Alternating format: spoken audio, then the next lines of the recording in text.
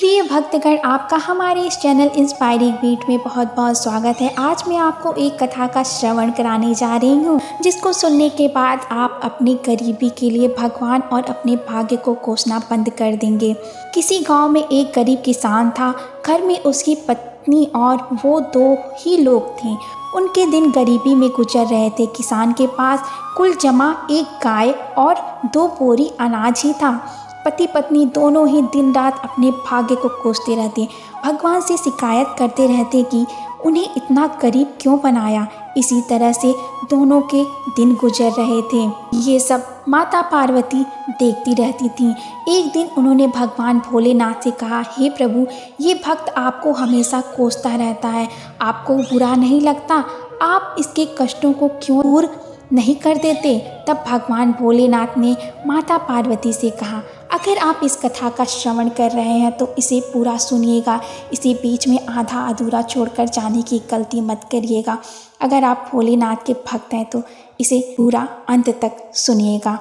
भगवान भोलेनाथ ने कहा कि इसमें मेरी कोई गलती नहीं है। इंसान को उनके कर्मों के हिसाब से ही फल मिलता है। पार्वती माता ने कहा, आप मेरे इस भक्त का मार्गदर्शन कीजिए। माता पार्वती की बात को सुनकर भगवान भोलेनाथ साधु का रूप लेकर उसके गांव पहुंच गए।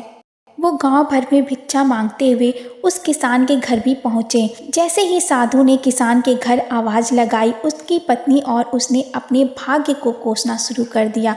तुम्हें हम क्या दान दें महाराज, हमारा तो खुद का जीवन भिखारियों सा ही गुजर रहा है। ना कपड़े हैं ढंग के, ना घर में अनाज। भगवान हमारे साथ इतना अन्याय कर रहा है, जबकि हमने तो किसी का कुछ बिगाड़ा भी नहीं। साधु उनकी समस्या समझ गया।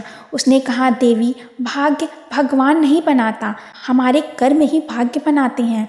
भगवान तो केवल कर्मों का फल दे रहा है।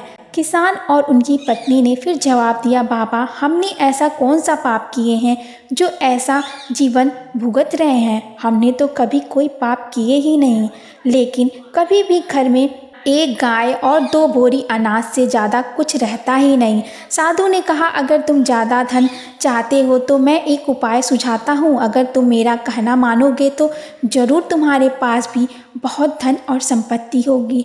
दोनों पति पत्नी साधु के चरणों में बैठ गए। दोनों ने कहा कि जो आप कहेंगे हम वो करेंगे। साधु ने कहा, तो सबसे पहले अपनी ये गाय और 2 बोरी अनाज, इसे भी बाजार में जाकर बेच दो। पति पत्नी दोनों सहम गए। महाराज, अगर ये भी बेच दिया तो हमारे पास तो कुछ बचेगा ही नहीं, हम तो और कंगाल हो जाएंगे। दोनों ने यही जवाब दिया। साधु ने समझाया, मैं जो कह रहा हूँ वैसा करो, अगर नुकसान हुआ तो भरपाई मैं कर दूंगा। मैं तुम्हें फिर से एक गाय और 2 बोरी अनाज ला दूंगा। डरते डरते दोनों राजी हुए। किसान ने बाजार में जाकर गाय और अनाज को बेच दिया, धन लेकर घर लौटा। फिर साधु ने कहा, अब एक काम करो, इस धन से उन गरीबों को भोजन कराओ जिनके पास खाने को कुछ नहीं है। किसान ने वैसा ही किया, कई गरीबों को भोजन करा दिया। ये बात गांव के जमींदार को पता चली कि गरीब किसान ने अपनी गाय और अनाज बेचकर भूखों को खाना खिला दिया है, तो उसने तुरंत अपने सेवक को भेजकर किसान के घर एक गाय और 2 बोरी अनाज भिजवा दिया। फिर साधु ने कहा कि फिर इसे जाकर बेच आओ और कल फिर गरीबों को भोजन कराओ।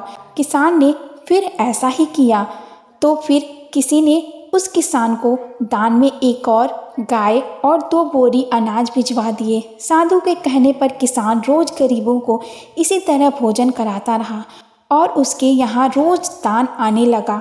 लोग उसकी मदद करने लगे कि किसान गरीब होकर भी भूखों को भोजन कराता है। धीरे धीरे उस किसान की ख्याति दूसरे गांव में भी फैल गई।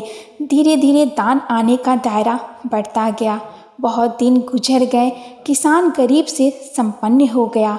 उसने एक दिन साधु से पूछा कि अचानक मेरे भाग्य में इतना अनाज और धन कैसे आ गया? साधु ने उसे समझाया कि तू इस धन से दूसरों को भोजन करा रहा है।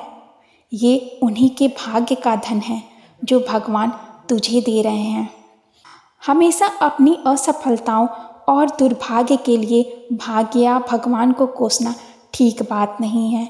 अपने कर्म बदलकर देख लें, संभव है कि हमारे कर्म ही ऐसा ना हो कि भाग्य उसमें साथ दे। अगर आप भी अपने भाग्य को बदलना चाहते हैं तो भगवान को कोसना बंद कर दें। आप अपने कर्मों में सुधार करें। अगर आप अपने कर्म में सुधार करेंगे तो भगवान आपको उस कर्मों का फल ज़रूर देगा। इस वीडियो में बस इतना ही। आशा करती हूँ कि आपको ये वीडियो पसंद आई होगी। अगर आपको हमारी ये वीडियो पसंद आ रही है तो आप हमारे इस चैनल को लाइक और सब्सक्राइब ज़रूर कीजिएगा और अपना ध्यान रखिएगा। हर हर महादेव।